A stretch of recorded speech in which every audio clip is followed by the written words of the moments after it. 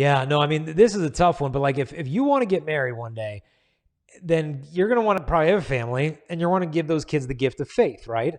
Well, how can you give the gift of faith if you haven't received the gift of faith? And how can you really receive faith unless Christ drags you through a desert alone with him? Because holiness, the only path to holiness is aloneness, not loneliness, but aloneness. That at the end of the day, your suffering is between you and Jesus alone. Yes, you should share it with friends and people like that. You need the fellowship and companionship, but there's a layer to human suffering that is only known between your soul and God. And in these nights and days of loneliness where you're like, wait a minute, God, I thought I'm doing everything right. Like I'm staying away from porn. I'm not hooking up with guys. I'm not doing this. And there's no decent guys. And I'm just alone, God, because I know, God, if I were to disobey you, I could have a baby 9 months from now. I could just get on Tinder and find some guy tonight or some dating app and do something stupid and have the baby I want. But I want that child. I want that family, God, but I'm waiting on you, but it's not coming.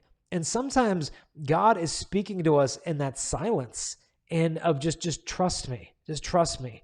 And it's hard because like I have been trusting you, God, and I'm waiting for Mrs. Right. But sometimes, as hard as this sounds, sacraments, there's only one sacrament you can worship, is the Blessed Sacrament. You're not allowed to worship any other sacraments, including marriage. And sometimes we make an idol out of the other sacraments. Sometimes we make an idol out of marriage, and we put our peace in that.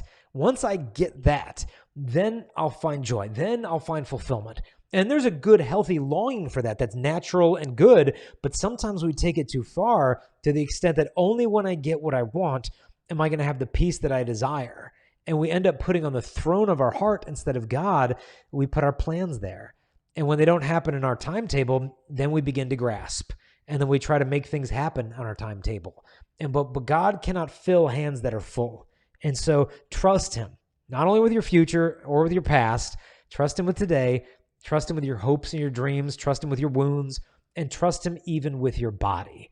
And this is an unmistakable sign of worship, that this deep desire I have for communion and intimacy and sexual joy and all of this stuff, God, you know, you gave me these desires. These are not from the evil one. This is from you, God, and only you can fulfill this most deeply. So God, I put all those desires in your hand and I trust you as my Father. Even though this is like a dark night of the soul, a dark night of the body, God, I'm trusting you and I'm going to walk with you, because maybe there's some things you want me to avoid right now. Maybe there's some things you still want to show me, but to trust and walk in that faith, so that if God does call you to the sacrament of marriage, then you'll have the gift of faith to give to your family, because you've walked through that dark night with just you and Christ alone.